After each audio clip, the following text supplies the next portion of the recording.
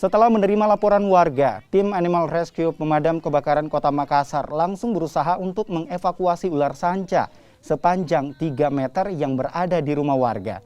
Petugas sempat kewalahan untuk mengevakuasi lantaran ular tersebut bersembunyi di bawah rumah warga. Sehingga petugas harus membongkar sejumlah kayu yang berada di bawah rumah.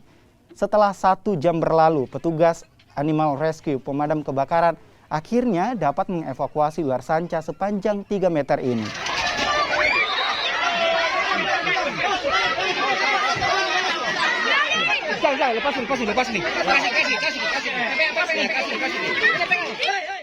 Ular ini kemudian dibawa untuk diserahkan ke Balai Konservasi Sumber Daya Alam.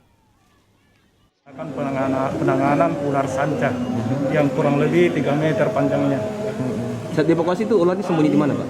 Oh, itu sembunyi di bawah tumpukan balok. Jadi itulah kendala bagi kita di tim rescue dari Damkar. Sulit menangani karena berada di bawah tumpukan balok itu. Jadi sempat dibongkar tumpukannya dulu, Pak? Iya, kalau tumpukan tadi sudah dibongkar sama dibantu dengan warga di sana tadi. Kalau kondisi warga di sana bagaimana? Kalau kondisi warga di sana ya cukup bagus karena dia selalu membantu kita. Tapi sempat heboh juga warga di sana, Pak? Iya, lumayan.